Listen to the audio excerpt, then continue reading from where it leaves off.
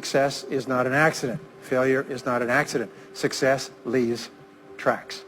So if you just follow the tracks of other successful people, no matter where you're starting from, you eventually get to the same place that they get. Interesting point. We say that nature is neutral. In other words, nature doesn't care who you are. It doesn't care if you're tall or short or male or female or black or white, educated or uneducated. Nature doesn't care. All that nature cares is that you do what successful people do. It's like making a recipe. Nature doesn't care. You follow a recipe. If you follow the recipe exactly, you get the dish. Nature doesn't care who's doing it. And that's the wonderful thing about our society. It's basically like justice. It's blind, is nature doesn't care. In fact, there are a lot of people who are not as smart and not as talented as you who are doing vastly better than you, not because they're better, but because they're just following proven success methods.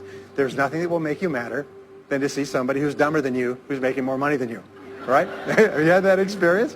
So what we do is we use proven success methods. We just find out what they are, and we do them over and over again.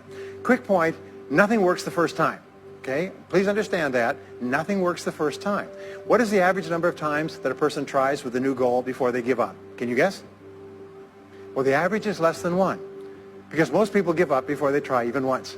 They say, that's a great goal. I'd love to be financially independent. And then they give up. They don't even try. They say, but I couldn't because of this and because of that and so on.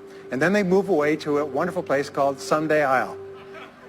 You ever heard of Someday I'll? Someday I'll start saving money. Someday I'll get out of debt. Someday I'll lose weight. Someday I'll start a business. Someday I'll get serious about my finances. And most people live on Someday I'll. Your job and my job is to vote yourself off the island, right? And we start taking control of our lives. Becoming a self-made millionaire is not the important thing. What is really important is the person you have to become a self-made millionaire. You have to become a totally different human being. The first is to dream big dreams. Dream big dreams. Practice what is called back from the future thinking and project forward. Develop a vision of yourself as happy, healthy, wealthy, thin. Practice what top people practice, which is what is called idealization. You project forward several years and you imagine that your life is perfect in every way. Imagine that you have no limitations. Imagine that you have all the time and all the money and all the friends and all the contacts and all the education, all the experience, and that you could be or have or do anything you want in life. Number 2 is to do what you love to do. Whenever you find people who are really successful in life, they're people who do what they love to do. They love their work. The great rule for success in life is to find something that you love to do and then find a way to make a living doing it. Now, when you find what you love to do, it'll be something that gives you energy, it motivates you, it enthuses you. It's probably something that you were meant to do from the time you were born.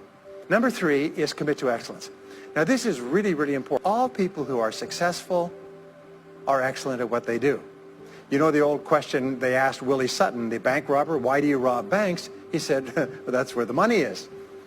Well, being in the top 10% is where the money is. So what you have to do is you have to pay any price and make any sacrifice to get into the top 10% in your field.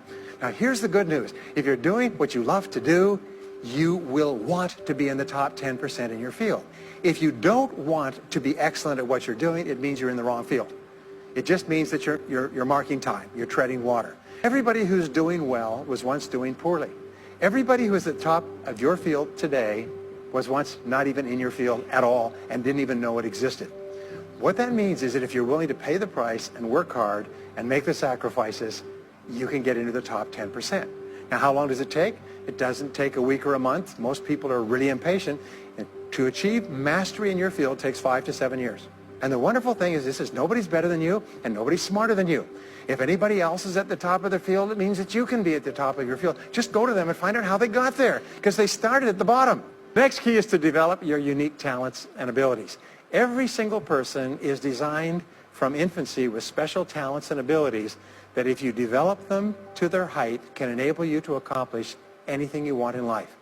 Everyone is genetically structured to be able to do something superbly, to do something they enjoy, to do it well, and to get great satisfaction from it. The next key to becoming a self-made millionaire is to see yourself as self-employed.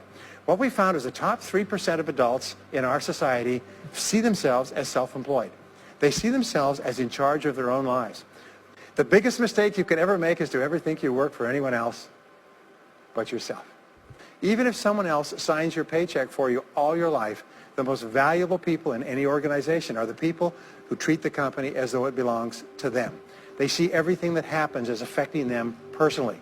They're not the 9-to-5ers, the no-hopers. The next key to becoming a self-made millionaire is to develop a clear sense of direction. Developing a clear sense of direction means that you need to become intensely goal-oriented. We find that all successful people are goal-oriented. There's an old saying, you can't hit a target that you can't see. You've got to know what you want in every area of your life. What I found is this, is that life is always just in the long run. So therefore, life says this, is there's a price you have to pay, and there's two qualities. First of all, you have to pay the price in full for your success of study, preparation, hard work, and so on. And second of all, you have to pay the price in advance. You don't get it afterwards. The way the world works is first you put in what you need to put in, and then you get out the rewards. So you have to ask yourself, what is the price that you have to pay to achieve the success that you desire? And you have to write it down and make a plan and work on it every day. And here's the kicker, do something every day. Do something every day that moves you one step forward towards your major goal. Next is refuse to consider the possibility of failure. It's the most amazing darn thing is that the fear of failure is the greatest single obstacle to success in adult life. And it's not failure itself, because each one of you is a professional failure. Each one of you has failed over and over and over again. Isn't that true? All of us fail. All human beings fail over and over. 9 out of 10 things that we try don't work out the way we expected. We have failures in relationships and in jobs and in careers and investments and everything. It's not the failure that holds you back. The failure makes you smarter. We say that it is the fear of failure, not failure, that holds you back. And the way that you overcome failure is you never consider the possibility of failure. The rule is this, is there's no such thing as failure, there's only feedback. Is when you try something that doesn't work, you get feedback, not failure. To become a self-made millionaire, you're going to fail over and over again, year after year after year. But your brain has a cybernetic mechanism, which means that every time you try something, you get feedback, which makes you smarter. And when you try something else, you get feedback, which makes you smarter. And eventually, you reach the point where you're too smart, and you stop making mistakes. You start to do more and more things right and fewer things wrong. But you can't get there unless you have experienced the failures. And the next key is to dedicate yourself to lifelong learning. Now, what takes you from rags to riches is personal development, personal and professional development. In the 21st century, as Peter Drucker says, knowledge and skill are the keys to the 21st century. And the only thing that will be relevant, the only skill that will be relevant in the 21st century is the ability to learn new skills, because virtually everything you know is becoming obsolete at a rapid rate. So here are the 3 keys to continuous learning. Number 1 is read in your field 30 to 60 minutes each day. Well, the next is to develop a workaholic mentality.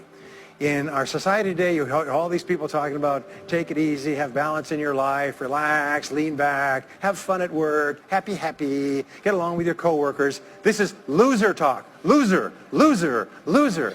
Now, there's a time in your life when you can back off, all right? You can take it easy. But that's when you've made it, not before you've made it. Because before you've made it, you're in a competition with hundreds of thousands of millions of other people, like at the Olympics, who also want to make it. And in order for you to win, you are going to have to work harder and work better and work smarter than they do. So the rule is to develop a workaholic mentality. What does this mean? It means that you start a little earlier, you work a little harder, and you stay a little later. Next key is to get around the right people. 99% of your success in life is going to be determined by your reference group. If you start to associate with winners most of the time, you find that they have a totally different worldview. They're positive, they're upbeat, they're focused, they're learning, they're growing, they're positive of what they're doing, and you start to become like that. The next one, which is to develop resilience and bounce back. Developing resilience and bouncing back is one of the key qualities of self-made millionaires, because as I said right at the beginning, most things won't work. This is a very interesting point, is that you're going to be knocked down over and over again. And so what I learned many years ago was this interesting technique of what is called mental rehearsal. And mental rehearsal says that you mentally prepare for the inevitable downturns before they occur. So you say, all right, in the course of life, things are going to go wrong, but when they do, I'm not going to become upset.